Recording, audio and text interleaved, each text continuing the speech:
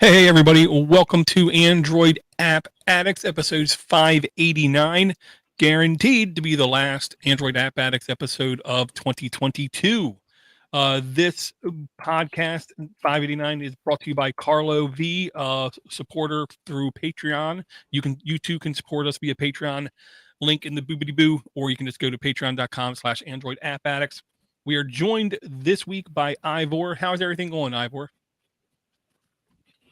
I'm going pretty well, I had a fantastic Christmas. As you know, it's summertime here in the Southern Hemisphere, and we had our Christmas lunch out on the deck with a whole bunch of beef on the table for barbecued beef for Christmas lunch, and it was wonderful. Yeah, hard to go wrong making steaks and beef. I mean,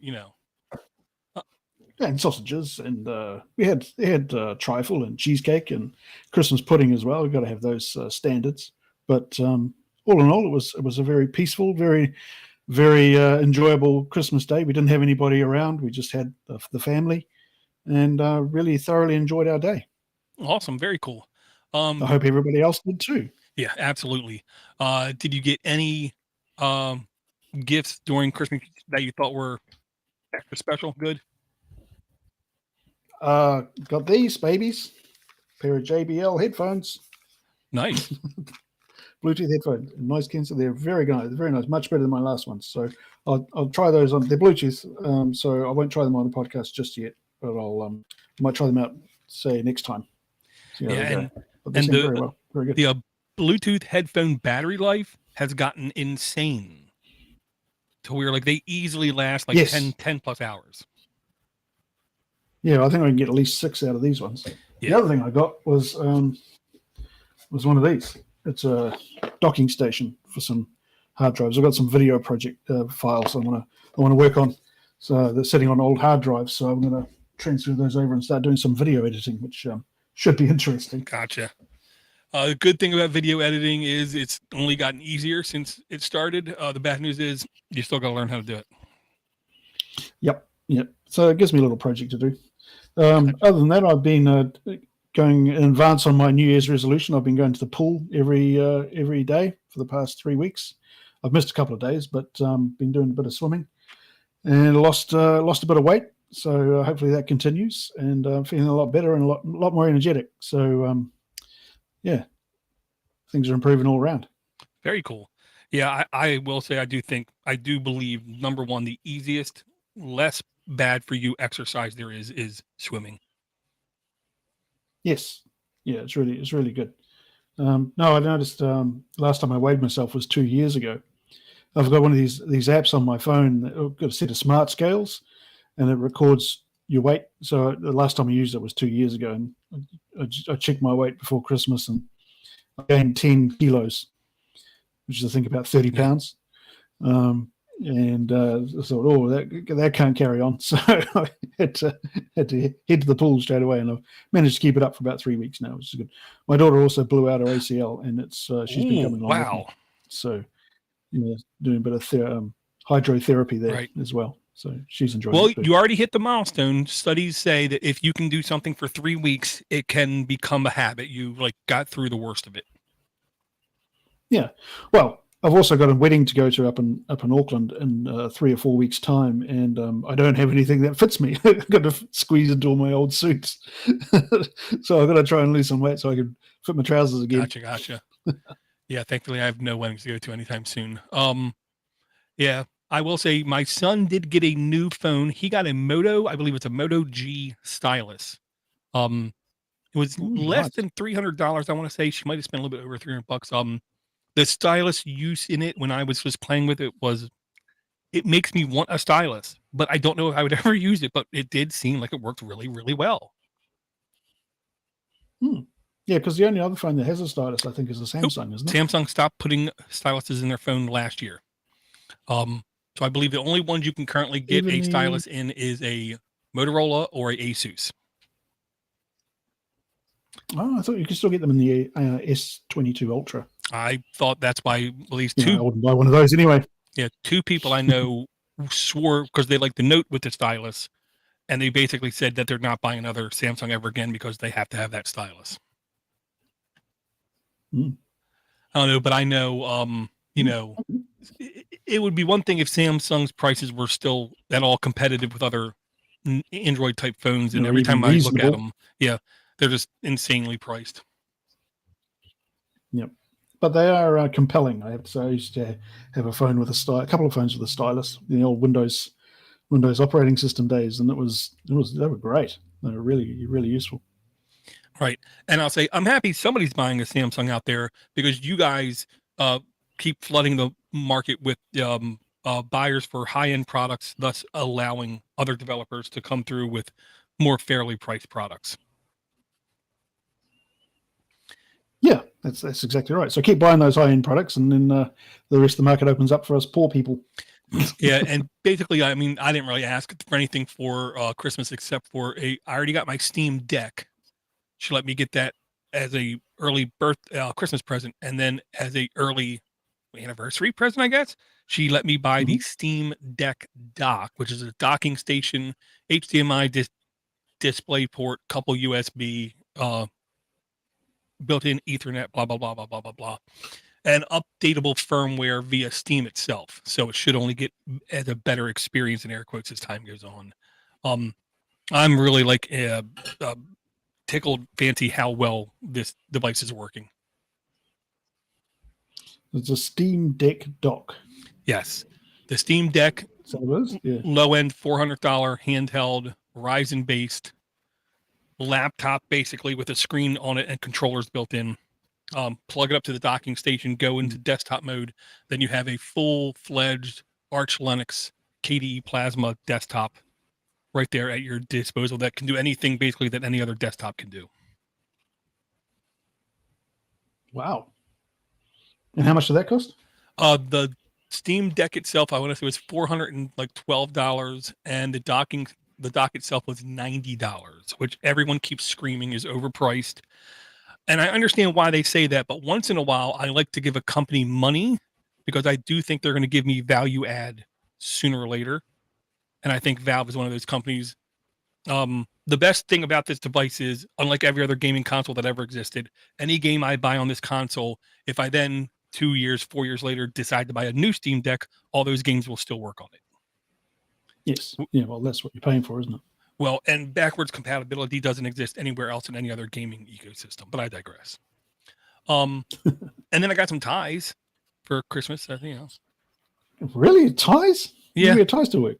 My part of my goal in my job life is to look better than my bosses. Whenever I go into meetings with my boss or my boss's boss or my boss's boss's boss, the vendors ask me the questions, think I'm the executive. I think it's hilarious. Because you're wearing a tie. I don't know. I not only wear a tie, it's crisp, it's straight, it's just looking right. Yep. Yeah, I think it's just funny. But I've 46 more months and then I can retire that job. Oh, well, I shall have to send you a tie for your Christmas present. Okay. A New Zealand themed tie. How's that? That's game. I still have people every now and then ask me when I wear your rugby team hat, like we were pause. We were in Disney, in the Disney resort, getting ready to check into our hotel room, and the guy checking us in asked me if it was a pot leaf on my hat.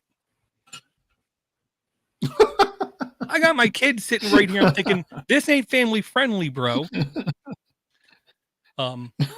But he was going to try and sell you some, was he? I don't know, but it just showed his ignorance in the world stage, is the way I put it.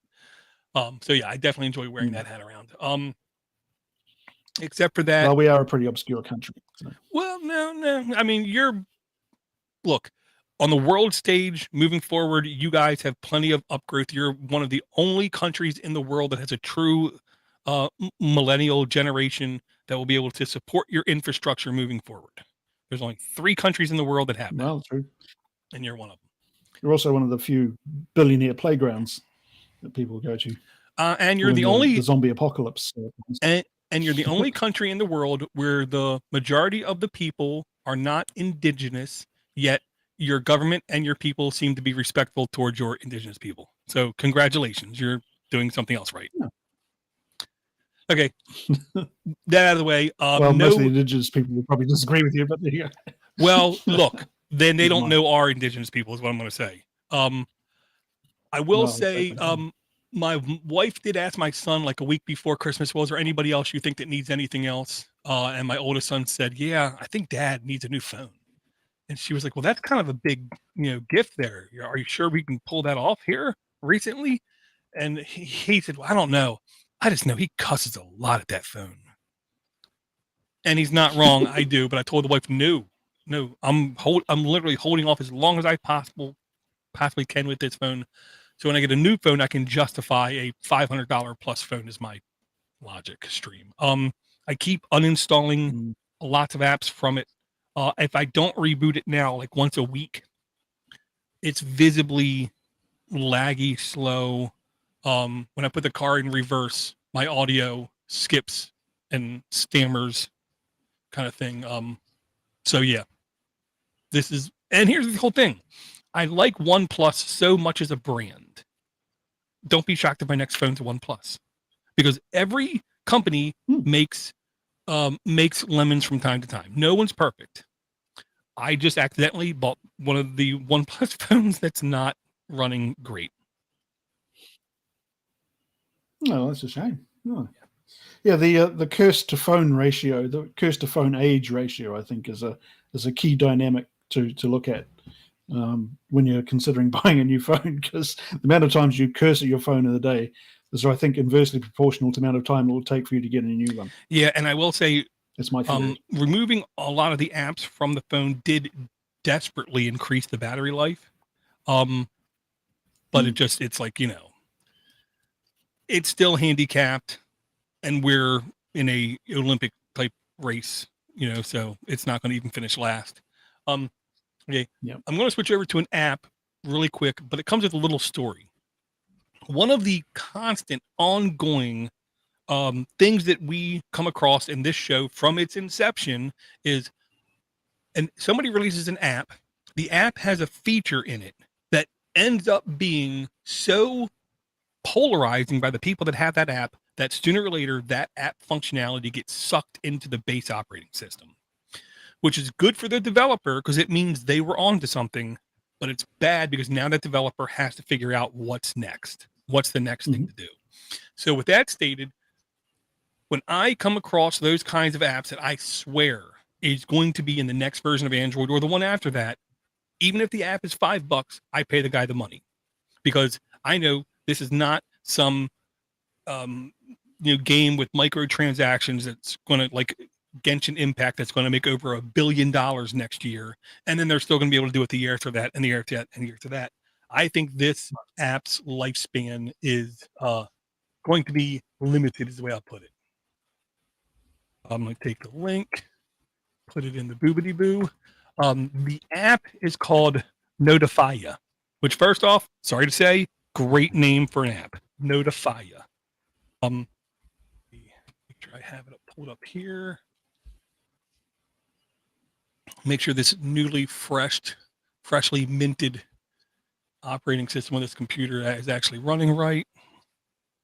And it looks like stuff is running right, just slow. Okay. Notifya by SuperSense does have in-app purchase. The in-app purchase, I want to say, is a one-time $1.99 in-app purchase.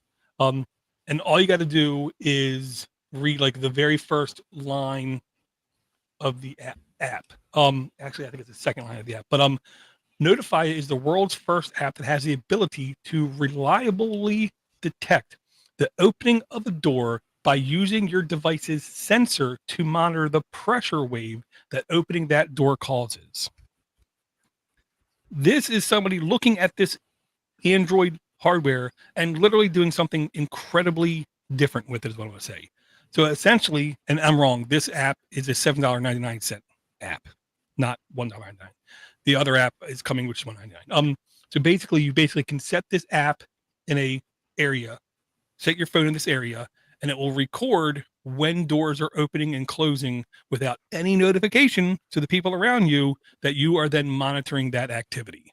This is the kind of thing where if my kids were, 7, 8, and 9 coming home from school, and I didn't want to have a Ring doorbell, spy on everybody, cam connected to the front of my house, this would have been the perfect use case for an old Android phone just sitting by the front door, plugged into the wall, quietly just doing its thing. And then when the door opens up, I can then be assured that someone did open the door. I think you and I must have found this app at exactly the same time, because I found it as well. I thought, what a great idea. And what a great use for an old Android phone that you're not using anymore. That and just, I mean, I love somebody who can take something, and I'm sure to them this was an obvious thing to do. But I'm telling you right now, nobody else out there is thinking, I know what I can do. I can take my old Android phone and I can feel the pressure wave of the door opening in the room and then record it as almost like a security auditing program. I think it's just unbelievably smart. Yeah, I mean, it's almost a useful app, which you don't see very many of these days. Now, I have no problem saying this out loud, a huge amount of the apps out there are either ridiculous reasons for subscription services. They're trying to make money. Games that people have already destroyed many times before, and I'm notified there's nothing on the screen, so let me come here and say web page.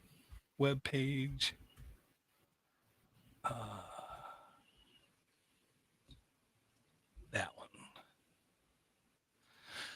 Thank you very much for letting me know. Okay, there we go. That's fixed. So yeah, Notifya is the name of the app from SuperSense. 100 plus downloads, E for everybody. Updated October 11th, 2022. Data safety. This app may share these types of data with third parties, device or device IDs. This app the data is encrypted in transit, and you can request to have your data deleted, which I'll say is always good, allowing the deletion of data. Scroll down, we can see version 0.14 requires 8.0 Android and up. The in-app purchase, it says I was again mistaken, $10.99. And it is compatible with all my devices, kind of thing. So this is the way I'll put it. If you need this type of functionality right now, you get it.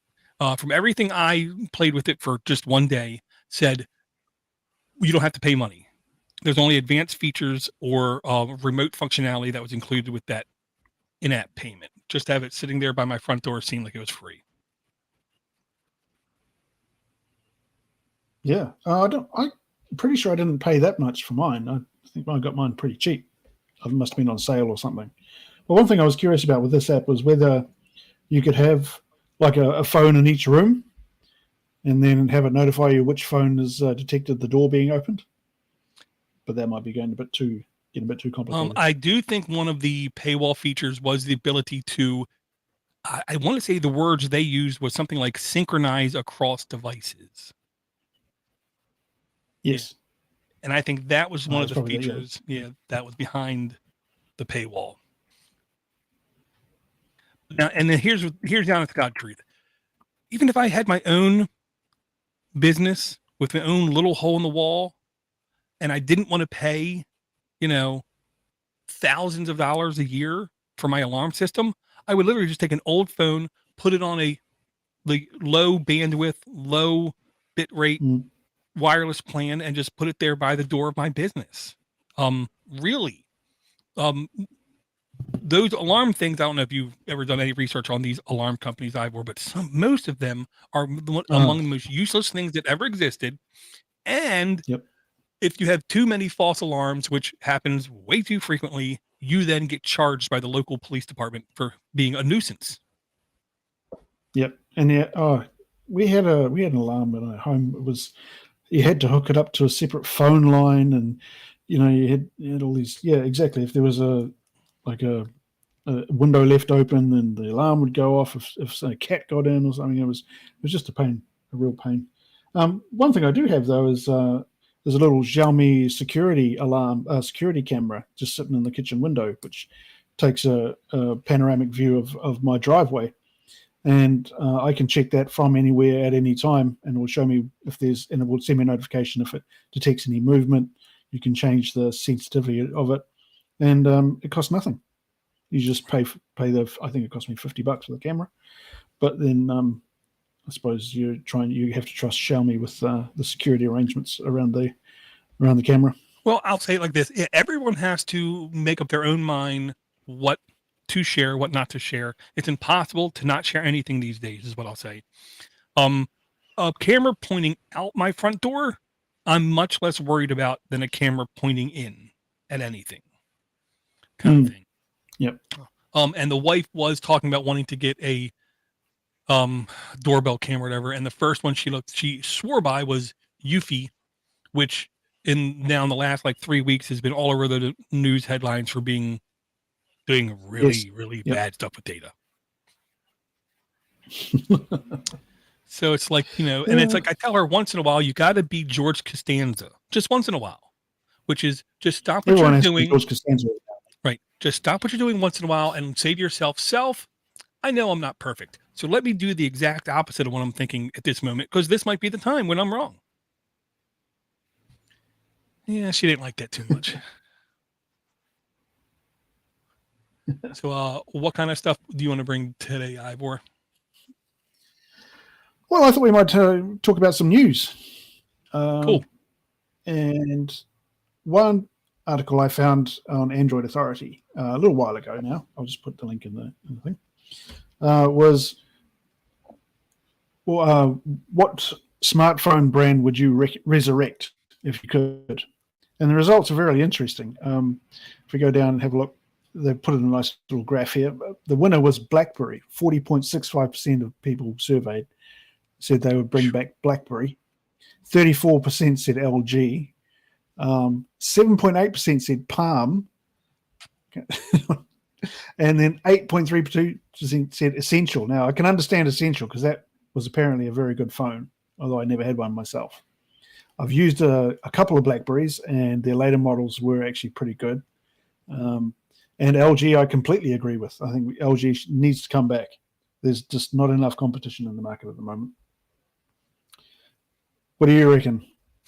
Well, what I'll say is I understand why those people said BlackBerry. In hindsight, let me rephrase that, because I didn't think BlackBerry either. You said it, and then I was like, okay, wait a minute. Okay. I remember those BlackBerry addicts, they were called crackberries for a reason, because they would sit there all day and just sit there, and then they had a little ball, like roller ball in the middle kind of thing. And I know the functionality that those things had back in the day were unsurpassable unless you had like a real computer sitting in front of you. I never had a true BlackBerry. And at work, one of my stipulations to me staying employed was you're never giving me one of those devices, because that's like a dog collar with the spikes in them where you yank it. And no, I'm not that employee. So I said no. I would personally love to see LG not only come back, but LG was one of those companies. I never had a single LG phone. I never wanted an LG phone, but at least once a year or so, they would try to do something different, whether it was the 2 cameras doing 3D pictures or something else. They seemed like they at least wanted to do something different. Yeah. They came out with the phone that had a pop-up that would swivel sideways like a pivot screen. We had 2 screens. You had the main phone, you hold it, and then it would flip up. I want to say that was like in the first Iron Man movie. Yeah, they also had the phone that had the built-in TV ability for it. Like every year they at least tried to do something. Yep. No, I thought the thing with BlackBerry used to have a BlackBerry Torch, and the thing I loved about that was it was quite thick, but you'd slide it up, and it was a regular touchscreen at the front, where you slide it up and had a keyboard underneath the screen, so you could decide whether or not you wanted to use the keyboard. And I thought that was really good, but it made it quite thick and bulky, and the battery life wasn't great. But I think Android just came along and killed BlackBerry, and no one really, and people just, I think the main reason for getting a BlackBerry was to use the physical keyboard, and that's kind of dying out now. As Rob says in the chat, you can tell the age of the people who responded. You can tell the age of people by their responses. So you're probably over 50. Yeah. So That's then, them fighting for BlackBerry. so then, if they would have asked this question on TikTok, would the average person have said, "I don't know any smartphones that don't exist anymore because they're all like 10 years old"? Yeah. I don't know. Um, Yeah, it was called the LG Wing. Rob said, and he's right. It was the LG Wing. LG Wing. Yeah. Yeah, I mean, I have a hard time even thinking about other phone manufacturers. The only ones I keep thinking of, they're just not big. I mean, classic Nokia phones. It would be nice if they could make just a stupid phone that costs stupid cheap, and the service plan every month was just stupid cheap and it just did phone duties. You know what I mean? I'd just like to say duties. Because I take my smartphone away from my youngest kid. I would love to be able to give him a dumb phone. I say, here, suffer with this. Play Snake on that thing in class. Let's try to do that. Yeah, you could use those things as anvils, couldn't you? Yeah. Yes, quite literally.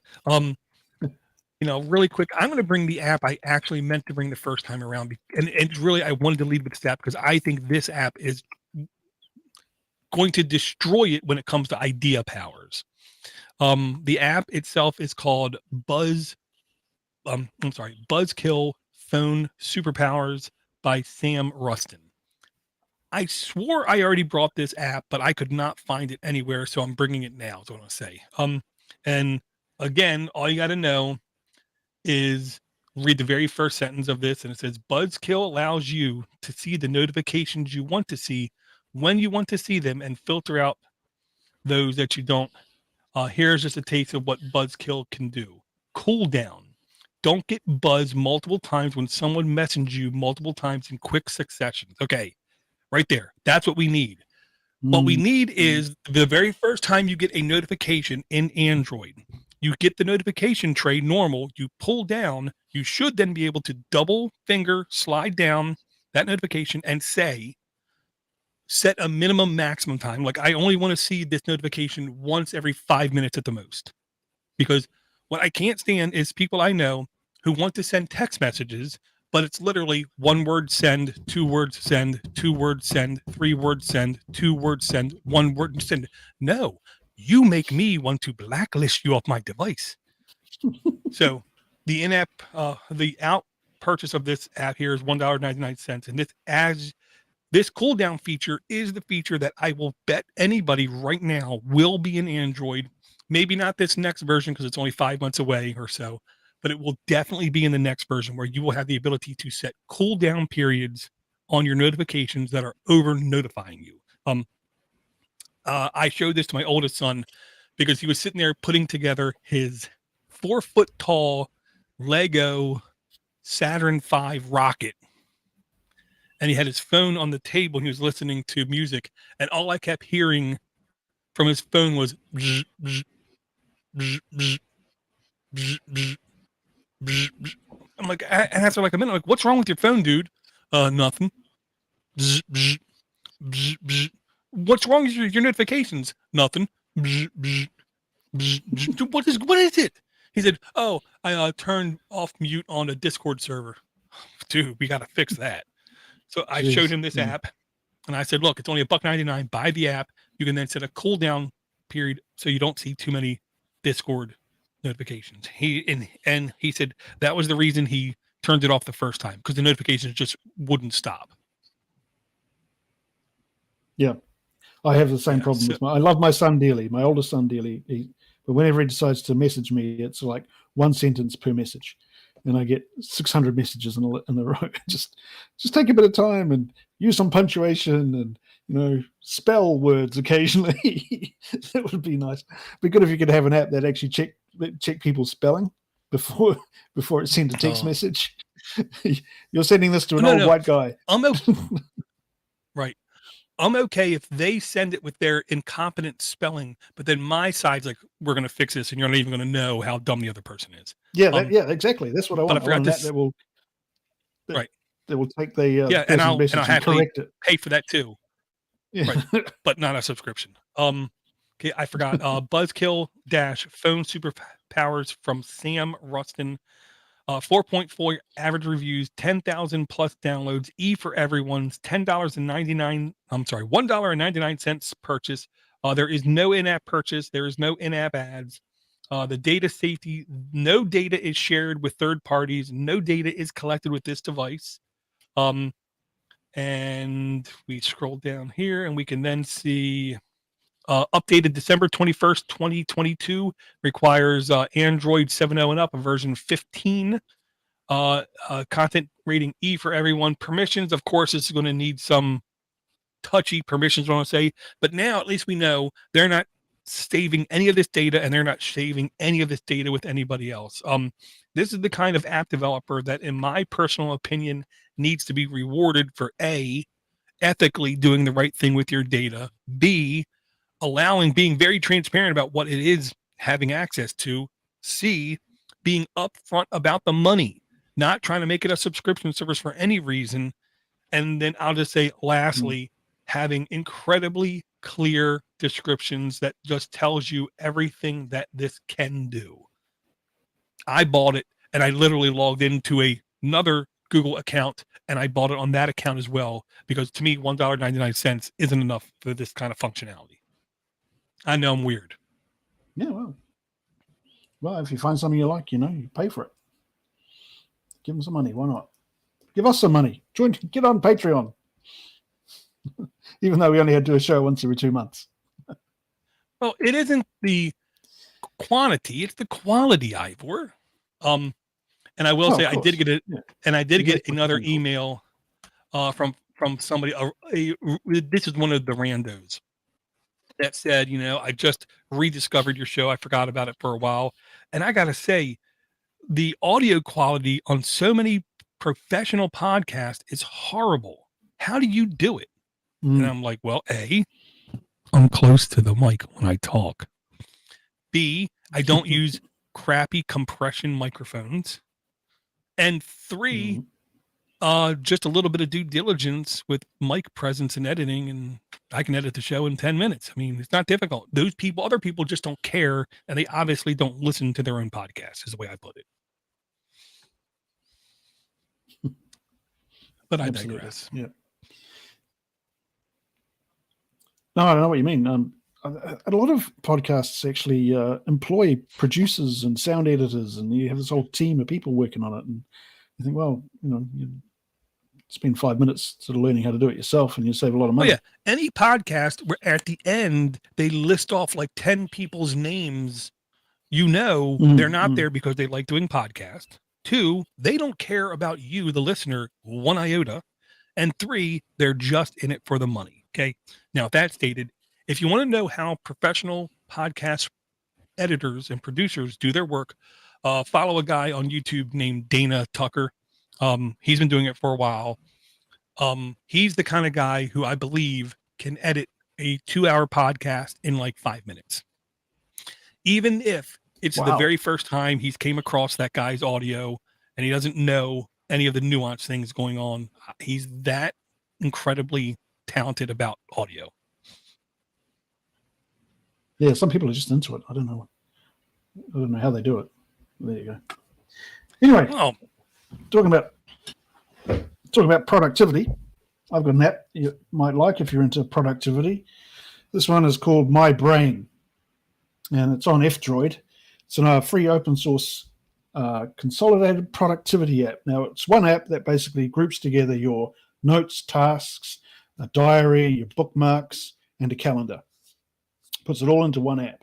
It integrates with your Google Calendar or any other calendar, like if you use Outlook or anything like that, which you can import your calendar file into the app, and it will keep it updated.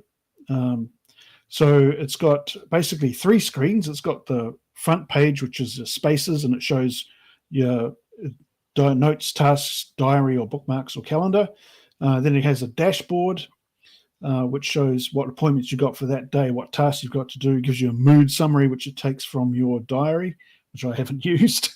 And then it shows you a task summary, like how far completed you are in this day's or this month's or whatever tasks that you have in your setting, in your task list.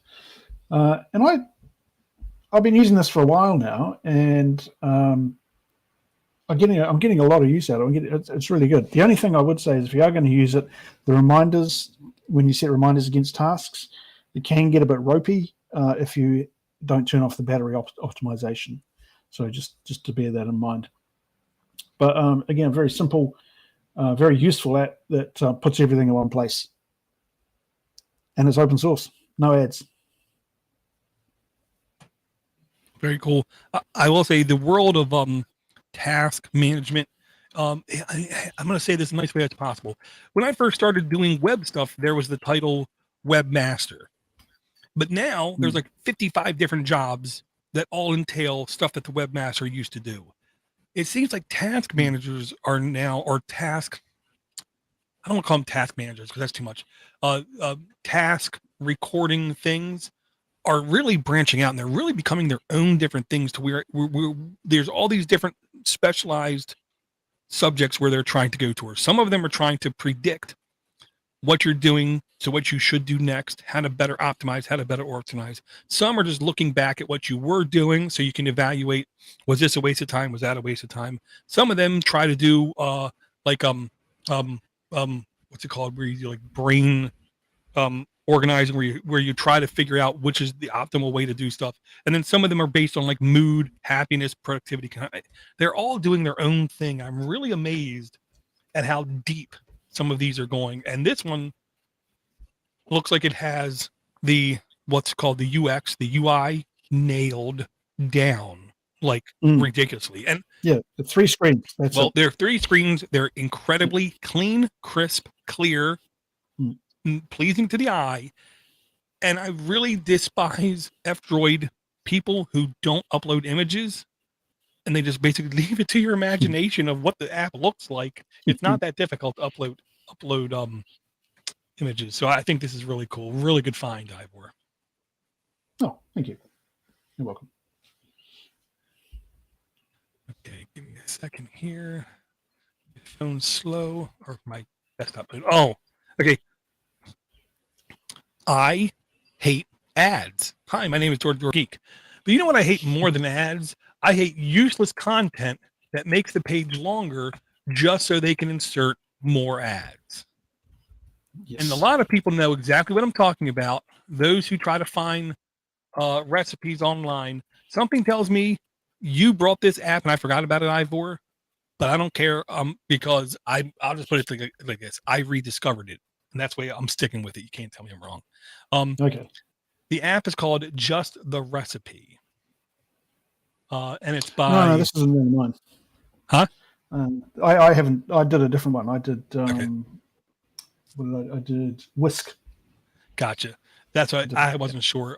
Just the Recipes from Streamliners. It does have an in-app purchase. To be honest, I'm not sure what the in-app purchase is just yet. I haven't hit that point is what I'm going to say. Updated November 4th, 2022. No data sent to third party. Some data is collected. Data is encrypted in transit, and you can request for your data to be deleted. It is version 1.3.1. Requires 4.4 Android and up, which is not much. Again, 10,000 plus downloads. In-app purchase 99 cents to $59.99, which makes it sound like it's a subscription service, which is quite disappointing. Original release February 2022. I like that little bit of information. Content rating again, E for everyone. Permissions, Wi-Fi, receive data, network access. Not a lot of access, I'm going to say. I hate going to a web page and having someone trying to tell me some useless story about people I don't care about, and about events that I really don't care about, and about pets or loved ones that I really, really don't care about. And it's literally paragraph ad, paragraph ad, paragraph ad, paragraph ad. Finally, the ingredients. Wait a minute. Add another little story, add, and then finally the actual instructions to put the food together. I want to say they're amongst the scummiest form of content right now on the internet is recipe pages. So with this one, basically it's literally just 2 things: the recipes or the ingredients and the recipes. That's it. Yeah. So you've actually been using it? I Yeah. literally just found it like last week, and I've only tried to use it like 3 or 4 times, and it seemed like it worked fine. I have a hard time going outside of my spectrum of cooking, is what I'm going to say. One of the reasons is, I'm not supposed to eat any bread, any rice, any potatoes, any starches, any pastas, which immediately eliminates 80% of all recipes out there. I could not find a keto friendly checkbox in this app. So quite literally 8 out of 10 apps that look initially interesting, I can't use. Oh, surely it has a keto option. You can specify. I didn't see it, number one, but I'll say every single recipe app where I've clicked only show me keto options. The very first recipe, potatoes. The next recipe has rice. It's like, do you not understand what? No, they don't understand what keto is at all. Mm-hmm. Yep. Fair enough. So, what did you have for Christmas dinner? Oh, we went over my sister-in-law's house. I can tell you everything she had over there. Ham, turkey. Well, the turkey my wife actually did. She took the turkey, took a 5-gallon bucket, brined it in salt water for like 3 days. The maximum temperature a turkey's supposed to reach is, I want to say, 170 degrees. This thing hit 200 degrees, so the wife was terrified it's going to be completely dry. Wasn't even close to dry. I think the brine helped. The other stuff they had there was, of course, dinner rolls, mashed potatoes, green beans with ham, kielbasa sausage with, super stinky cabbage that I can't stand. German. No, don't blame you. Oh man, German. Well, oh man, I can't remember what it's called now. Whatever. And then of course, like 2 or 3 more vegetables, mac and cheese, and like one or other like starch. So quite literally, I'll stuffing, sausage stuffing. The sausage stuffing's so good, I don't care. I'll get a spoonful of that. And then basically all I ate was gravy covered in, or turkey covered in gravy, corn, even though I shouldn't have corn. Corn's sugar, and had to, of course, skip on the cranberry sauce because I'm not supposed to eat that either. And green beans and ham. Hey, you only do it once a year. And the green beans were like squeaky, which is kind of it's kind of weird, but that's how I like them. So yeah. Oh, sounds great. Yeah, my cousin who lives there is always mad because he keeps saying, you need to tell Uncle Steve to make ribs or wings when he comes over for a meal. And he keeps telling that to his mom and his soon-to-be stepdad, and neither of them asked me to make food ever. So it's like, just bring your own. Bring your own. Sauerkraut. Thank you, Red. Sauerkraut. Yeah. Kielbasa, sausage, and sauerkraut, which hard pass on that is, yeah. And then I showed my future brother-in-law, pretty sure, how it doesn't matter if you don't have cable television. You don't need cable television. Take your laptop, HDMI cord, laptop to the TV, go to NFLstreams.me, and you can watch all the American football you want to watch. And guess what? The quality's actually sometimes better. And his mind, really? Oh yeah, his mind was completely blown because he swore you can't pirate stuff from the NFL Network. And my cousin looked at me. He doesn't know Uncle Steve. Yeah. So I hooked him up. He was happy. Okay, well, that's good. Sounds like you had a great Christmas. I've got a wee app here that I'm really quite sad that Josh isn't able to join us today, because this app is really up his alley. It's called BTC Map, and BTC stands for Bitcoin. And I'm so impressed with this app. I'm actually going to show it to you on the screen here. I'll share my screen with you. Just a second.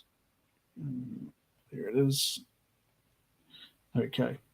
So here we have BTC Map. And what this does is it shows you where there are establishments, ATM machines, businesses that will accept Bitcoin. Now, when I say Bitcoin, I don't know if that means just Bitcoin or all kind of crypto. I assume it's crypto, but it might just be Bitcoin. Anyway, so here's my little country, and you can zero in on your particular location. As you can see, there are this is our capital city down here. There are 2 places in our capital city that accept Bitcoin. So not a lot of Bitcoin joy going on in New Zealand, I'm afraid. But one of the things that it shows you, sorry, my wife's just coming in. Oh, here comes the dog. Sorry about that. So it shows you a map where you can spend Bitcoin or go to ATMs. The other people who use the app, they're called super taggers. They can verify that the Bitcoin is accepted at these establishments. You can add places to the map that you find on your travels. So we go in here. That's a search. Sorry, you can do a search on places. We can add a place here. So let's. I was doing it. So just put in the location details. It's finally gone to the web browser for some reason. Anyway, and then we go into trends. Now I thought this was interesting. I have no idea what this means, but it's got 3 graphs on trends. One is up-to-date places, so I assume that means there are over 2,000 places here that accept Bitcoin. They're on the app. There are a total of 8,000 odd places. I don't know why it says total places as opposed to up-to-date places, but maybe these are the latest additions. Maybe these are the total places that accept it. And then legacy places, and I don't know what legacy means either. So if anybody sort of figures that out, please drop us a line. I can tell you in my 9 to 5, when we use the term legacy, what we mean is it was once a valid. Once it was a valid new choice. Now it is not a valid new choice. It's still a choice for a past transaction, but not for a new transaction. Oh, okay, right.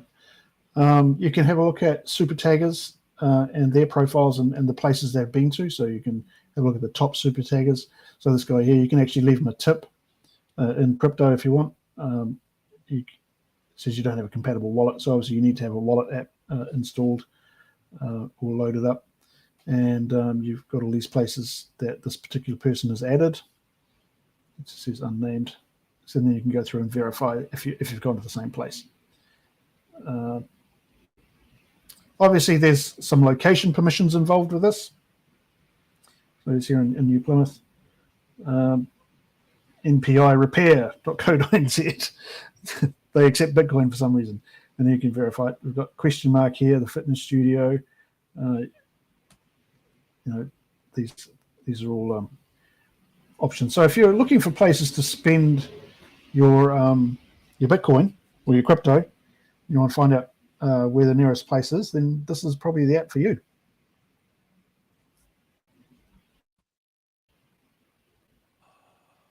What about you, Outdoor? Let's see if we can do a search for Maryland. See what's in Maryland.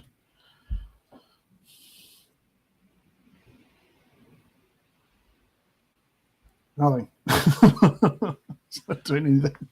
Yeah, there's definitely at my local convenience store, which is Rofo. They have Bitcoin machine there. The local grocery store, they have it inside their row as well, like right inside the door before you get into the store. Oh, here we go.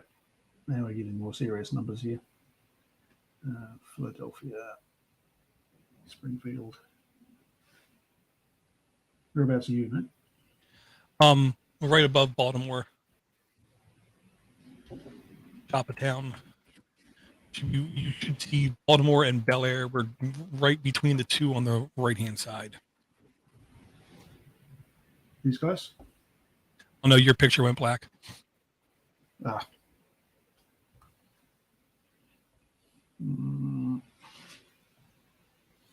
Oh, never mind. Anyway, check it out. Have a look. If you're into Bitcoin, this might be the app for you. Yeah, and with FTX has not. The gimmick is FTX had nothing to do with Bitcoin. All the money they stole was money, not Bitcoin. Number one. No, it was just a straight Ponzi scheme. It was just straight theft. Thank you. Bernie Madoff all over again. Number two, I watched this horrible video that was hysterical because it was true. This was right after the beginning of COVID, and they were interviewing people, and they were like, "What's your guilty pleasure? What do you like doing?" And the guy says, "Well, I like to travel, but I have a weird like thing." And they were like, "What do you mean you have a weird thing?" He says, "Well, it's not really popular what I like to do." They're like, and then they think, "What's he talking about? Like going to rape little kids or something? What's this guy talking about?" He says, "Well, I like to visit to places that just had terrorist attacks." And the guy was like shocked, and he says, What? "Well, yeah, I know. It's going to be safe. If a place just got robbed, the next day you go there, you guarantee they're not going to get robbed." He said, "If there was a terrorist bomb there, you go there next week, I guarantee you their security's going to be all over the place. And the money you save, man, you save tons of money." He was like, "So that's my guilty pleasure kind of thing. If there's ever a time to buy Bitcoin or any Ethereum or any coin, it's when there's negative press in the news. And you see that going down, try to guess when it's at its worst, and that's when you buy it." Because, look, nothing is going to go away forever. There are still phone booths or phones in New York City. They just released in Philadelphia street phones. The difference is you don't have to pay for them. You just walk up, pick up the phone, start dialing, and it's free because it's all using Linux backend, blah, blah, blah, blah, blah. So nothing's going to go away. It might decrease in value or increase in value, but I guarantee one thing, this time next year, Bitcoin's still going to exist. The year after that, Bitcoin's still going to exist. 10 years from now, Bitcoin's still going to exist. The one truth statement I will say... How much it's worth is another question. Well, it isn't how much it's worth. It's how much it's worth locally. That's the big thing. And that was what FTX was trying to cash in on. But the bottom line is one truism I heard about all cryptocurrencies is the more distrust there is in the local government, the more valuable a cryptocurrency becomes. Because it's easy to take your money, then put it into a crypto wallet, transfer it across country lines, and cash it out into a more trustworthy type of currency. Yep. Yeah. Rob's in the chat just saying New York doesn't have payphones anymore. Yep, they do. Wrong. If you read the most latest, I want to say Tom Scott article on YouTube, he even went over how they say that, but then next month they find another one because, New York's not the most competent city there is in the world. In fact, my sister sent me a picture. She lives in Brooklyn, New York. And I tell her, please stay in Brooklyn, New York. I got a picture from her less than 2 weeks ago where she said we just found a payphone that was like literally like 2 blocks from her house. She says, I didn't even know it existed. So when someone says that there's no more of X someplace, the likelihood of them being right is 2. No, 2. Slim and none. Slim and none. Yeah, kind of thing. Well, they also banned puppies. You can't buy a puppy in New York anymore. I wouldn't want to, but okay. Because I can only imagine how much it costs. Everything in New York's more expensive. I mean, it's like $12 for a friggin' ham sandwich. But yeah, I'm not going to buy that now. The other thing that's been in the news that I don't want to talk about, but I'm going to have to talk about because it's a complete waste of everything. And no, it's not Elon Musk. That was a good guess there. It is Chat GPT. And I've listened to more than a couple people exclaim on about it. And here is what I gather from it is if you ask it just random questions, wow, it seems good. You ask to write like generalized essays on something. Yeah, it's competent enough to get like a D, a C or a D kind of thing. Yeah. But if you're an expert in a field and then you ask it a question about your field, you see holes in it all day long. It's kind of like doctors can't watch doctor shows on TV because they know this isn't how any of it works. This is why I cannot watch anything on TV involving computers. Because except for Mr. Robot, they at least got some stuff right. But for the most part, they get everything completely wrong. And the Chat GPT, you ask it even just a simple length question, and it gets like 80% of the facts completely wrong.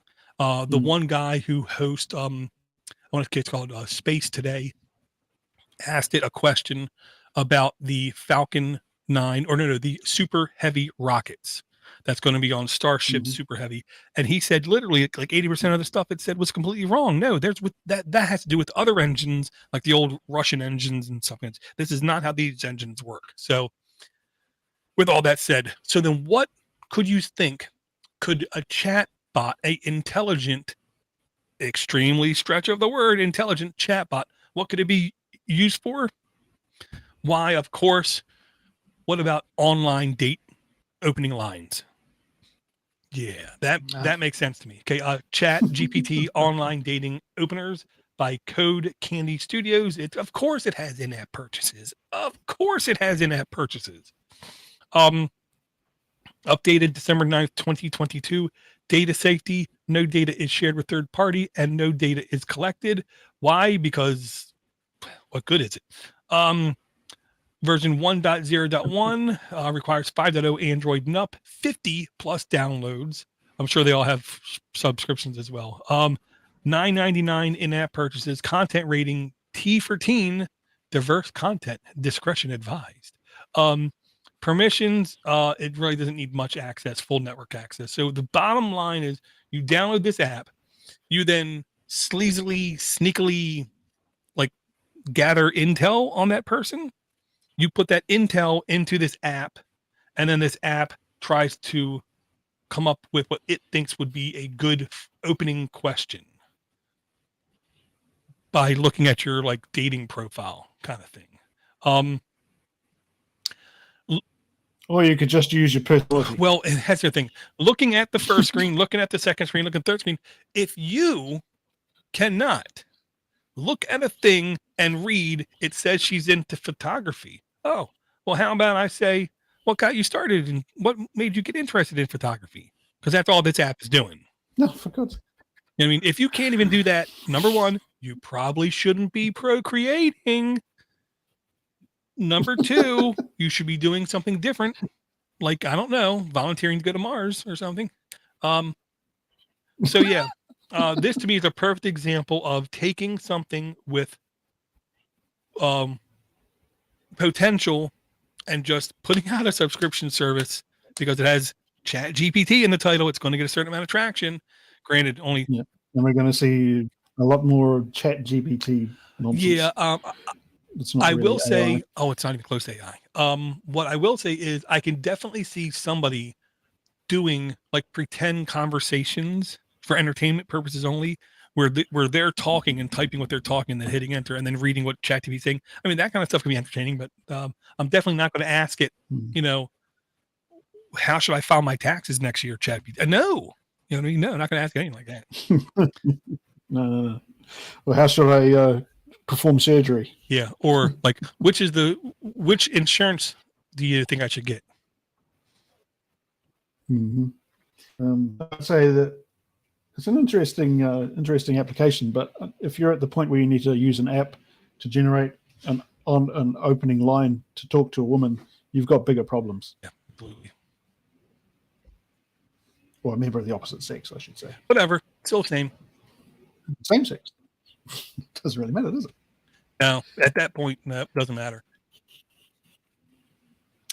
Okay. You ready for another one? Good thing. Okay, so this one's called crosswords. Now, I've been searching high and low for this for, I think at least a year or two at the moment. I think when Josh and I first started on the podcast, we shared a mutual appreciation for the game of Scrabble, and we wanted to play online Scrabble, but we just could not find an online Scrabble game app anywhere that was A, not full of ads, or B, was sketchy as hell. So I found this open source crosswords app. It's a free version of Scrabble, has all the same rules, can be played against your phone, like a robot, or it can be played against other players. And one thing that's interesting to me is you can do that over data SMS.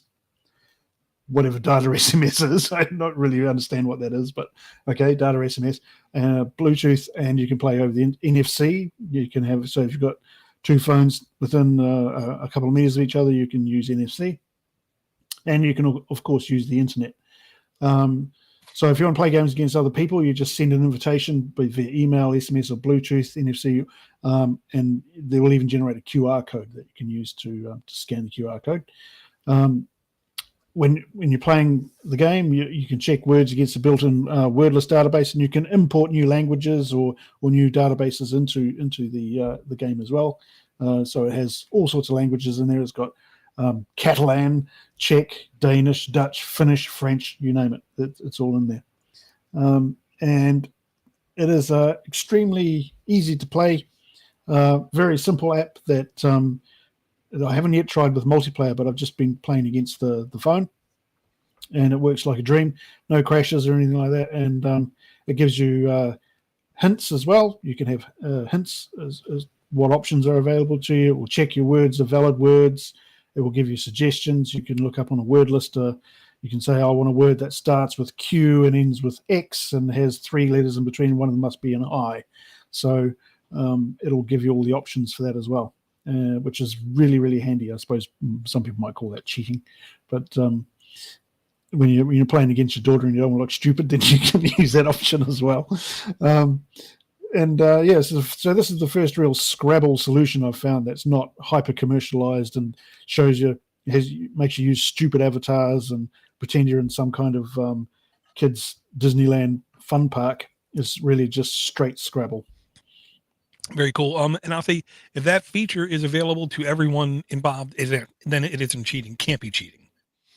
Oh, exactly. As long as everyone's got it. So I think that's cool. I will say, I think I know what they mean by data SMS, which is just what it's sending is more than just words. It's sending like 64-bit character strings that you click, and then the app translates into like a save state, essentially, kind of thing on the app. If I was good at spelling, I'd be in with you, but not. Josh would love it, I'm sure. Yeah. Very good find. Of course, on F-Droid, which means basically you don't have to worry about ads, you don't have to worry about in-app purchases or any of that stuff. Yeah. And I've not been able to find any new apps on the Play Store apart from that notifier. All the rest are coming from F-Droid. Gotcha. Well, this is not a link to an app store. This next one. This is a link basically to a forum posting. Yes, a forum posting, like maybe like if we were like to transport back to 1989 or something, a forum posting in XDA forums called the Android Ultimate Collection and Guide. The way I'm going to put this is, if you are looking for something that you know exists and you just can't find it, at least you can come here and dig through categories and see what these people think are the worth mentioning on anything from an app store, an archiver, a browser, cameras, cloud storage, communication and social dialers, communications, how to customize Android, custom ROMs, and it just keeps going on and on and on. And I do like how they have this laid out to where what they're basically doing is they're using like a spoiler tag to where it's a clickable tree system where you can expand or shrink the list, and it keeps going. And then it keeps going down into file managers, gaming and emulators, maps and navigation, network, new RSS and ebooks, personalization, privacy and security, utilities and systems, multimedia, productivity, privacy and security, battery tips, and it just literally keeps going and keeps going and keeps going, kind of thing. Wow. Yeah. Just looking at utilities and system here, it sort of folds down into hardware monitoring, terminal emulators, file cleaners, backup, flashlights, converters, all that sort of stuff. It's good stuff. Yeah, and it just literally keeps going and keeps going and keeps going. It is like insane how long this list is. But then you got to remember, how old is this ecosystem, and how many apps do you think get released in a year that you, me, or anybody listening to the show has never even heard of, and yet they're still good apps. So yeah, I thought that was definitely a good listing, a good link, definitely worth sharing. And I will thank XTA in general for all of their stuff that they posted throughout the years, keeping me and others informed on anything even remotely close to being Android related. Yeah, that's really good. Yeah, it's a great website, STA. They do some good stuff. Okay. We had an email, didn't we? You were talking about remote access. Yep, and we did have a follow-up email that didn't open yet. Came from Steve, long time emailer to the show. Basically just said, hey guys, it's been a while since your last AA podcast, so I hope you guys are all going well and keeping well. I guess things have been pretty busy leading up to Christmas. Yes. My father-in-law was asking me to help him do a few things on his Android phone, and that got me thinking if there was an app that I could use to do this remotely. I've searched the Play Store, but they have all mixed reviews, and just wondering if you could have any recommendation of an app for me, please.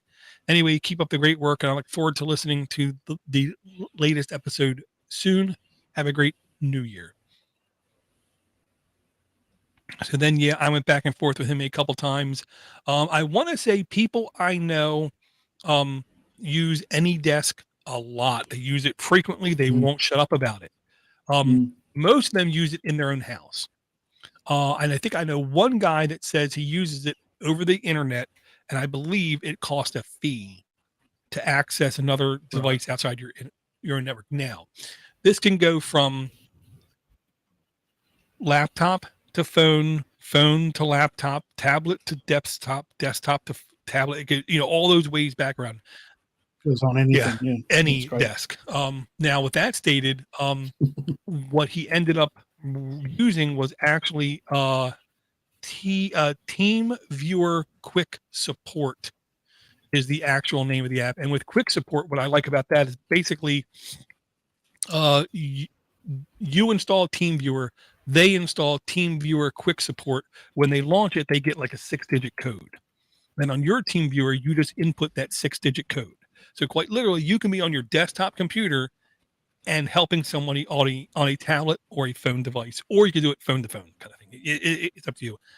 I will say, I do believe technically if you use this for business purposes and you do not pay the Team Viewer licensing fees, then you are technically violating their EULA.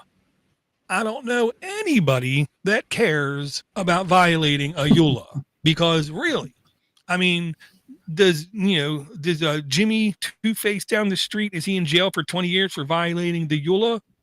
No, he's not. Number two, I don't understand this is random. I don't understand people's paranoia to telling people where they can download like ROM files, download illegal content. Like I said, NFLstreams.me. Yeah, NFLstreams.me, UFEstreams.me, SoccerStreams.me. They're all there. Okay. There's nothing any government can do about me saying them ever. Okay. I'm on Discord servers where they're paranoid to tell people, look, you can go on Internet Archive and download ROMs of Atari, Intellivision, ColecoVision. They're like, no, you can't do that. It's illegal. Tell me one person who's been arrested for this. The answer is nobody. Nobody. Because you cannot be arrested for telling somebody how to access content. You can only get in trouble for physically sharing the content out. Like the lady in Michigan who got the $1 million plus settlement against her because she was using one of those services that as soon as you download it, it shares it back out again. Right. Weird Al did a song about it. It was a torrent site, was it? No, Kazaa. I want to say it was Kazaa. Yeah. The split second you download something successfully, the first thing it does is it reopens it back up for sharing. Mm. Well, I mean, there's that Kim.com who escaped to New Zealand and is fighting extradition to the USA based on his mega upload site. So his whole business was based on violating copyright, and he still hasn't gone to jail even for it. if he would have just hosted the links to the content and not the content itself, they could have did nothing to him. But because he was hosting the content itself, yeah. But at least he gets to see serenity all the time. He doesn't have to go to jail. Serenity. Acres of serenity, yeah. I was going to suggest AnyDesk, but I've never actually used that to try and remote into somebody else's phone or PC, so I wasn't sure how it would perform in that respect. But it looks like TeamViewer Quick Support was a good option. Now I'm just going to turn off my microphone and shut the window because it's getting a bit windy here. I'll be back in a second. All right.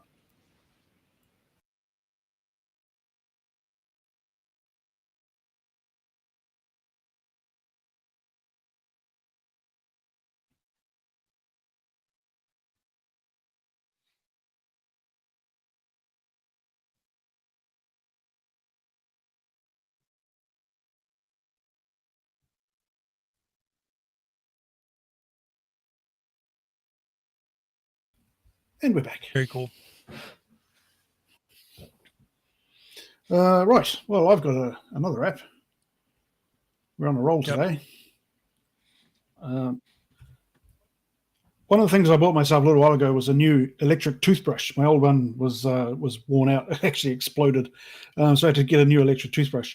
And one of the things my old toothbrush used to do was buzz every 30 seconds and say, it's time to move on to the next quarter of your face and do the other set of teeth, like the bottom and top and top and bottom. But then my new electric gives me one buzz at the end of 2 minutes. And I can't tell, whether it's been 30 seconds or 40 seconds or how long I've spent cleaning one particular section of my teeth. Anyway, this all seems rather banal, but I found this app that actually allows you to break down a certain time length into sections, and you can manually specify how many sections, or it has certain presets. So you can manually specify the break times or choose from a range of presets. It allows up to 20 breaks in a specific time run. So if this might be handy for people doing a workout, if you want to, and you've got a number of reps you want to do it in a certain amount of time, and you can set a timer to say, I want to do 5 reps in 20 minutes, and you can set that. You've got preset timers. It's got 2 different, you can add up to 20 different breaks during a timer run, and it's got 2 different timer modes. It's got timer and clock. So you can say, before 4 o'clock, I want to have 3 breaks, 3 notifications that tells me it's a certain amount through before this time, or I can set a certain, it's like 5 minutes or 2 minutes and 30-second breaks in between each one. Very simple app, quite well done. The graphics, the GUI is really well done, really simple and quite visually appealing, and just you've got various options in the setting. You can change the order of the breaks, so you can go from descending to ascending. You can reset it. You can save presets, or you can make your own presets. So one of those apps that you can spend a bit of time playing with and figuring out, but not the sort of thing that my regular timer app on my that came with my phone actually does. And I thought this was quite a handy piece of functionality. Very cool. Yeah, I'll say they definitely have the UI nailed again. It looks very, very clean. Yeah.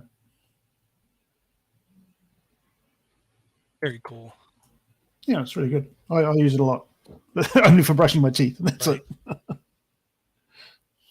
It. I'm going to bring, there's another app I suggested my son to check out. I'm going to preface this with one of the things that at least I know about myself is my ability when I was younger to control my anxiety was non-existent. I was not good at it at all.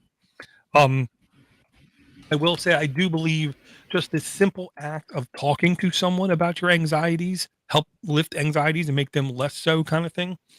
Um, and so I sent this app to my oldest son. This is called Antar, Chat with the Inner World. Antar app, 4.5 reviews, 50,000 plus downloads, for everyone. No in-app purchase, no in-app ads. Updated May 19th, 2022. No data is shared with third parties. This app may collect app activity, app info, and performance. The data is encrypted in transit, and it cannot be deleted.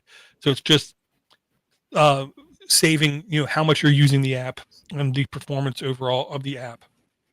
Version 1.0.39 requires 6.0 Android and up. Content rating E for everyone.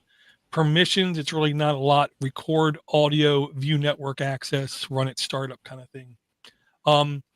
What I'll say about this app is it's basically, it tries to be a AI chatbot back with you, to where you can basically vent to this and it tries to intelligently respond to you in ways that are not negative, is the way I'll put it.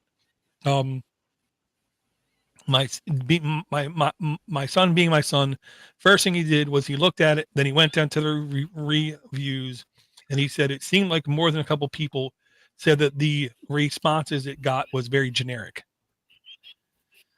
To which I said, A, that's a very valid criticism, but B, if you go to a psychologist, the most frequent things they will say to you is, and how does that make you feel?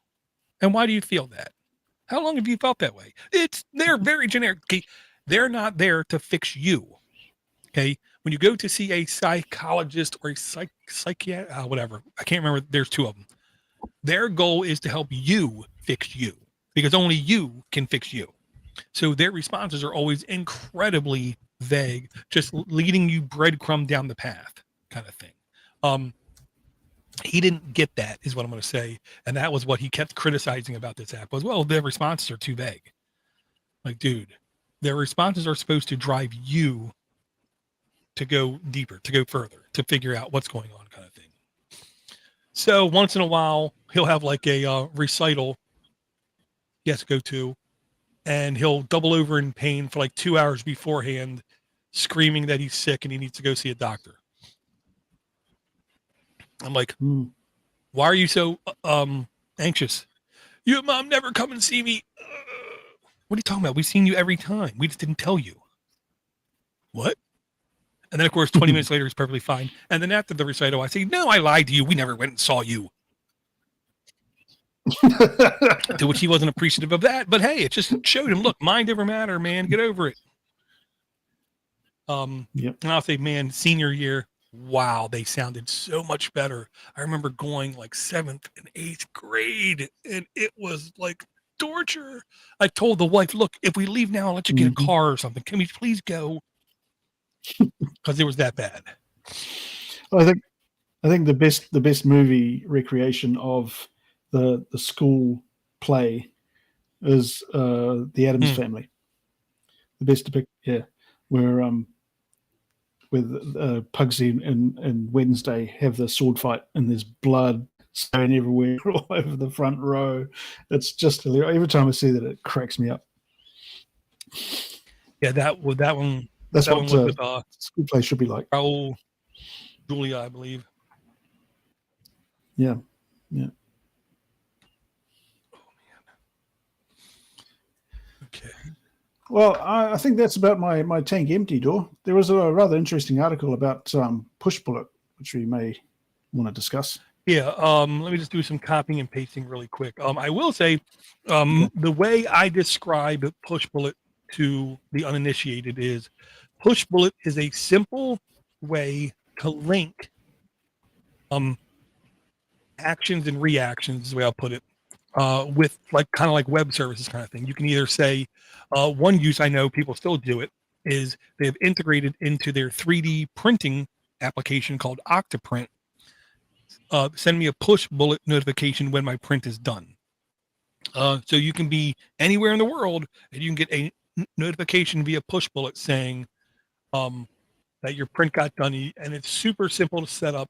It never requires like work, is what I'm going to say with Push Bullet. It's been around a super, super long time. And then late in the lifespan, what I'm going to say is they started to put add-on features on top of it and try to charge some money for it. And wow, it was not a well received, is the way I'll put it. Yeah, I mean, it was. I use this application a lot until they started charging. I could understand them charging a little bit for it, but what they were charging seemed to be a little bit excessive. I think it was like $15 a month or something like that, and I just wasn't going to stretch that far. I could understand it was like $2 a month maybe, but just for heavier notifications, no, I wasn't gonna do it. Well, I'm 99% sure you can still use all the basic features for free, but it's one of those things they won't shut up and just let you be. They constantly harangue you, is the way I'm going to put it, to pay money. And then, I'd want to say their in-app purchase structure was, let me see.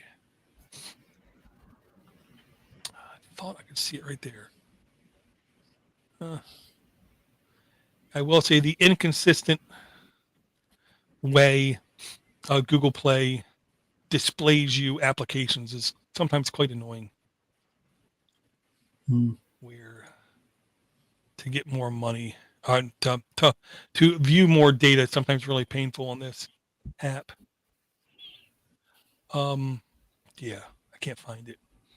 But the article, there wasn't. Sorry, you get the article was on Android Authority, I want to say, and the guy was like, basically, look, I understand people talking really bad about Push Bullet, but I still can't find anything to replace its functionality. And I will give a quick huzzah. Yes. If you out there know of a app that you can put on your phone and has even close to feature comparison to Push Bullet, let us know, because we can't find it either. I tried to use KDE Connect, thinking KDE Connect would have some sort of measurable, comparable functionality.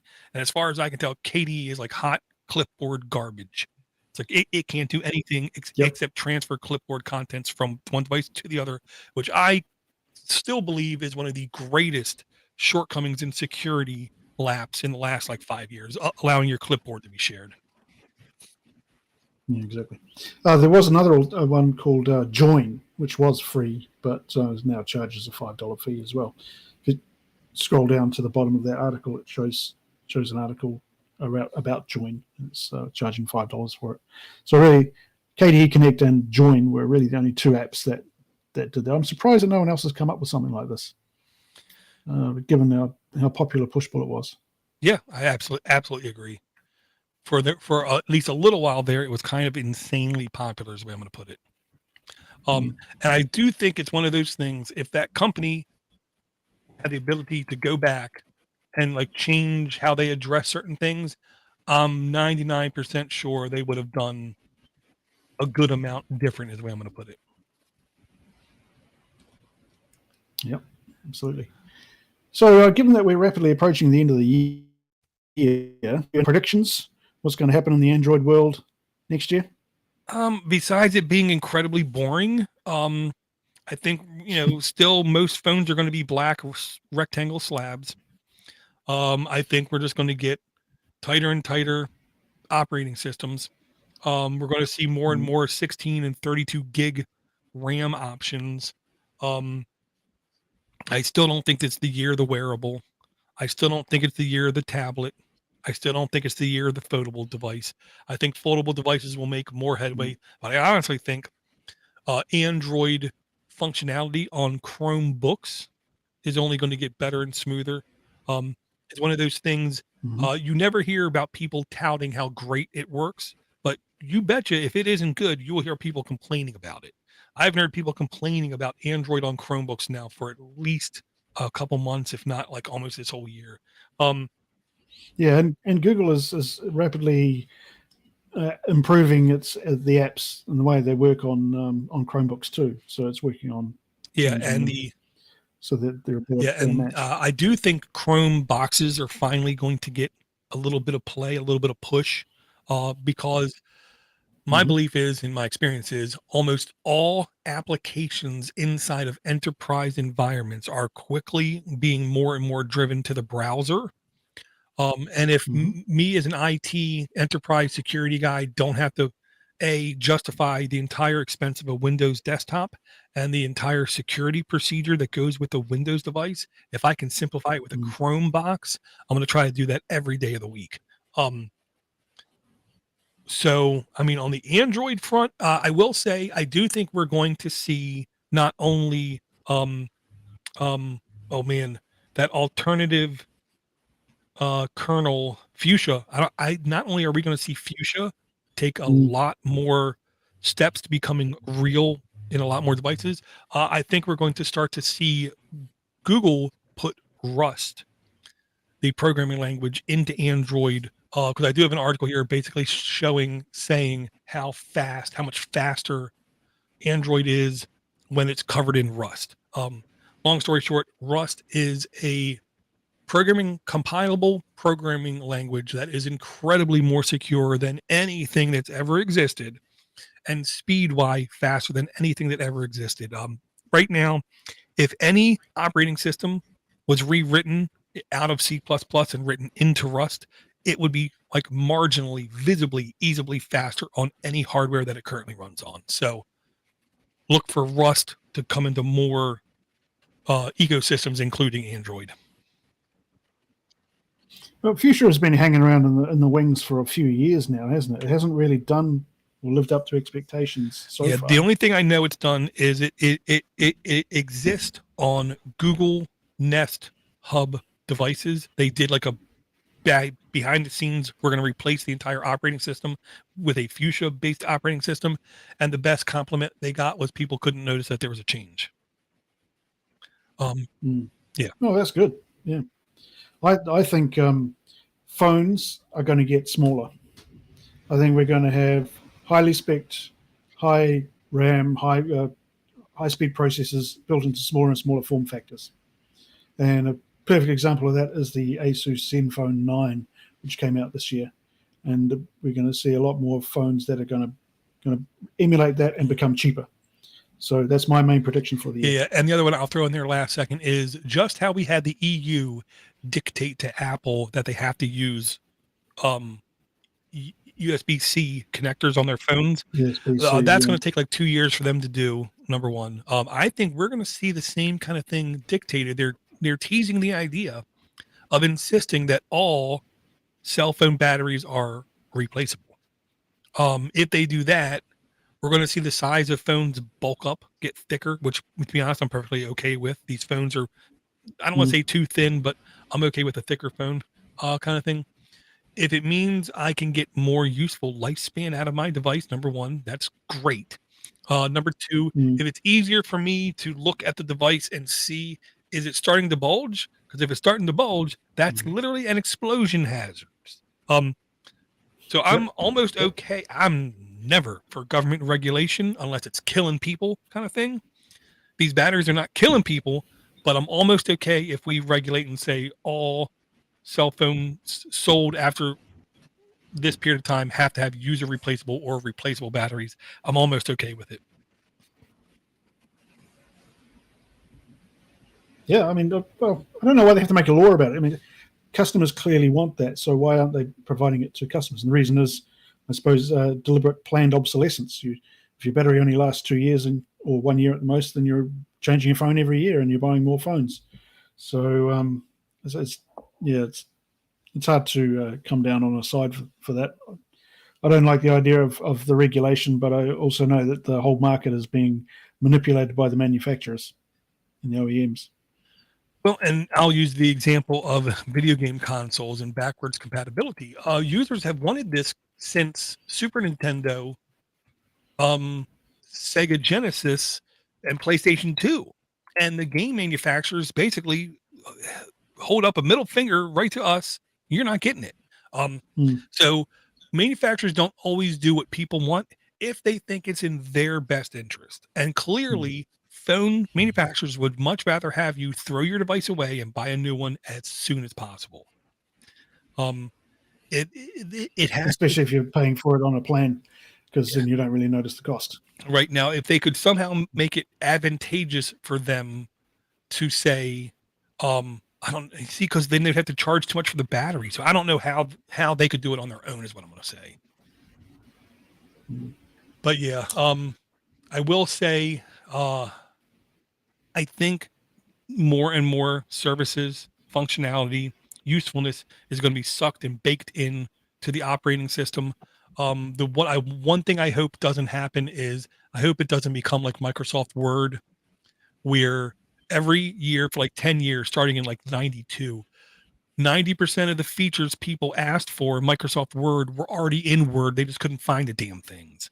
I just want Android to constantly be silently and ingeniously surfacing features to the end user, not in big waves, but in little trickles. So you get a new phone, maybe it takes you like 6 months to get full functionality out of your phone because it's slowly offering you new options, new features, new things to do on your device. I've only seen a couple of phone manufacturers do that intelligently. I think more need to. Yeah, well, the Pixels feature where it will listen to music, the ambient microphone going in the background, and if it hears music, it'll tell you on your screen what music that is. And that started off as an app, but now it's built into the Pixel phone itself. And now other phones are doing. If you want to get that on a different branded phone, you have to root your phone and then put that on. And now we're coming out with modules that don't require a root, and eventually we'll get through to being built into the operating system of all phones, because it's something that people really like to have. But me, there's the other aspect of I don't really like the idea of my microphone being on all the time, listening to the surroundings. Yeah. And to me, the big surprise of 2022 was that Google nearly nailed its own chip, and it's working, and it's working really good. This is not a company that's been making chips for 20 years kind of thing.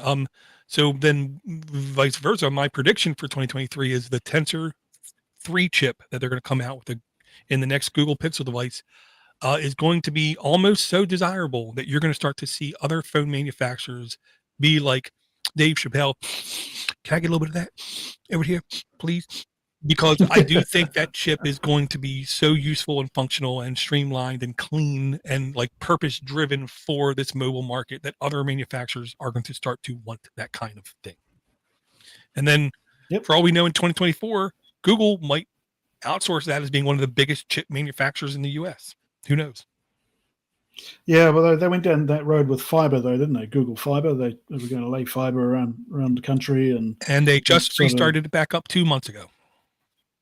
Oh, good. Yeah. Okay. Well, I might.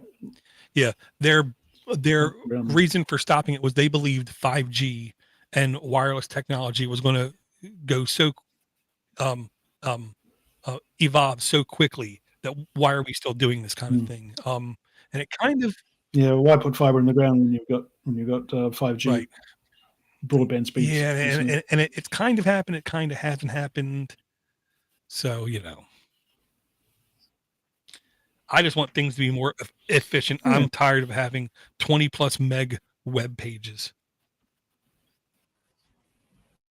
That problem doesn't seem to have gone away very much, does it? No, it ain't going anywhere soon, too.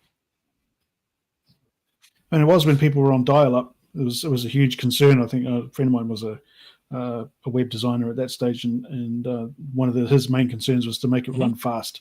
So you had to have minimal code, you had to have minimal load times, you had to have super fast functionality. And now that internet has gotten faster, broadband's gotten bigger, that's not so much of a concern. It doesn't really matter. You can have video playing, you can have animations and all sorts of stuff happening in the background, and people really still don't notice the difference. And some web pages you go to access, and it literally will have you access like 30 other web servers.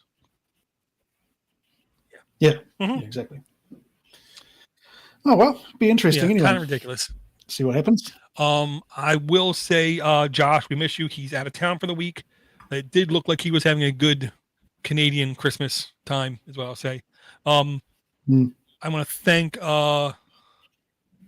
Scott for the We got quite a email. few in the chat today. All right.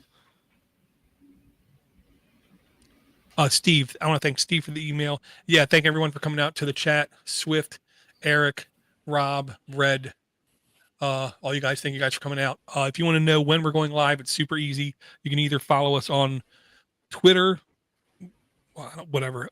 You can follow us on Twitter. You can follow us on Facebook. You can follow us on Discord. There's multiple Discord servers I put it in on. If you want to be added to an email list when the show goes live, you can do that. Or you can follow us on YouTube. We always try to stream to YouTube. It's literally just a backup kind of thing. But since that's where everyone goes and chats, now that's where everyone goes and chats as well. Again, if you want to support us, it's super easy. Patreon.com/Android App Addicts. And I will say, just between me and you, I could have swore it wasn't until 2024, but no, 2023, the end of January, we have a hosting bill that's due. So I'm going to be really nice to the wife for the next month, unless somebody else is nice to me, because we need to pay that bill. If you want to send us emails, super easy, aaa@podnutz.com. Any parting words there, Ivor? No, just Happy New Year. Be careful on the roads and enjoy 2023. Yeah, absolutely. This is the most dangerous time of the year we're coming up to. So just keep your wits about you, keep your minds about you, stay safe, and keep track of each other. All right, guys, I'll talk to you later. Bye.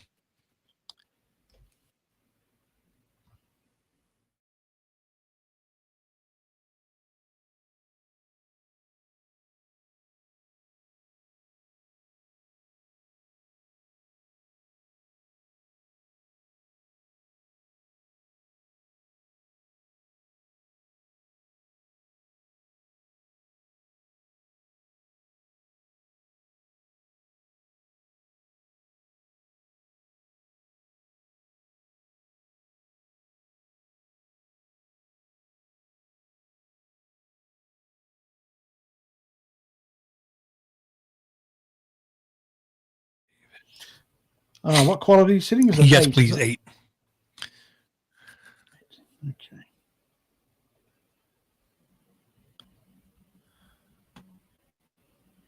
All right.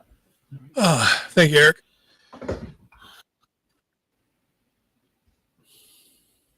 Oh.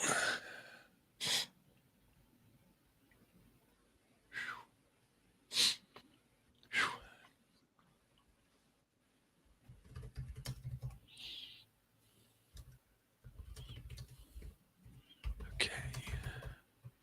Bada bing. Then we're good.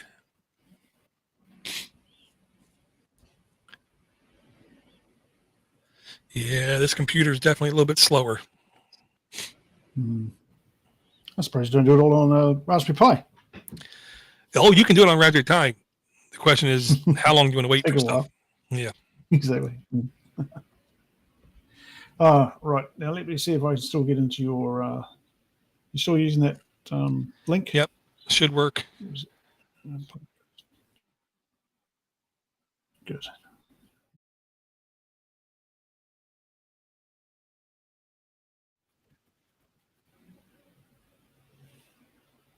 Yeah, right. I did the export for this, but I should have first saved it just in case it go boom. Okay, so it was literally a minute and a half to export, an hour and a half. That's pretty consistent. That's pretty good. Yeah.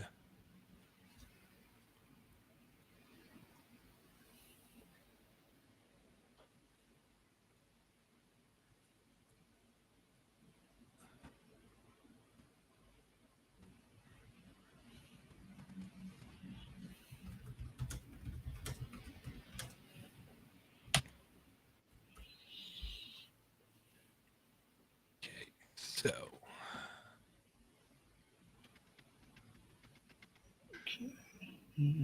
Oh, have you watched Violent Night? Silent Night. Violent Night. Violent Night. No, I haven't watched that. I have not heard of it.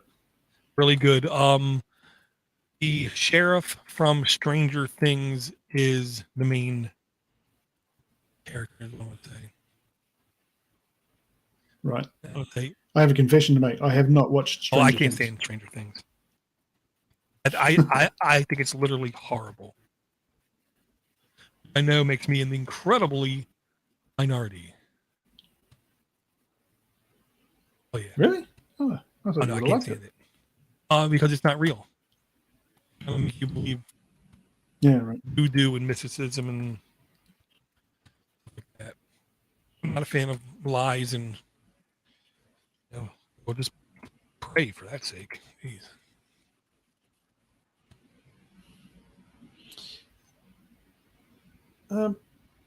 My file is rather large. 1 second here. That's what she said. Yeah. With a quality of 8, it should be at least 50 megs. I'm going to guess. Sorry, you dropped out I there. guess it's at least like 50 megs in size. I've got. Where is it? 1018.560 kilobits. It's incredibly So- tiny. Is it? Oh, okay. Why is it showing them Think. kilobits? I'm going to make Say that number again. 1018.560.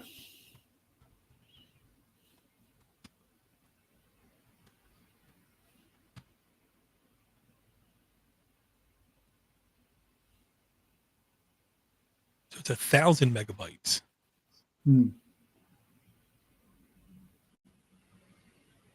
Yeah, 1,018,560 kilobits. So 1,000 megabytes. All the other ones are about the same size as well. That's over a gig. Yeah. So that's try not that. right, is it? Try that export again. OGG quality of 8. Or you shouldn't trade into like Wave or something.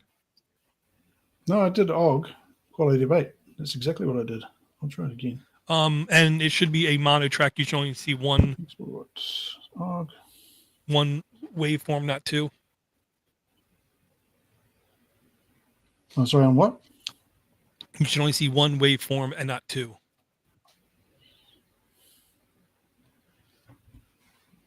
Okay. Yeah, there's only one. It's only a no. Let's try export it again. Export as OGG. Second try. 2. Okay, quality of 8. Save. Okay.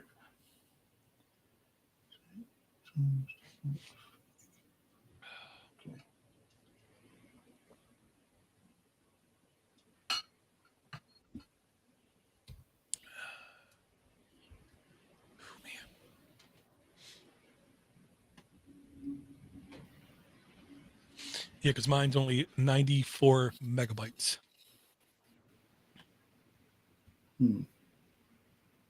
Yeah, it's going to take 2 hours to upload to your Nextcloud server this size. Windows, eh? Yeah, there's definitely something else going on. Yeah, at the most, yours should be is like it should not exceed 100,000 kilobytes. If it's bigger than 100,000 kilobytes, then we're definitely doing something wrong.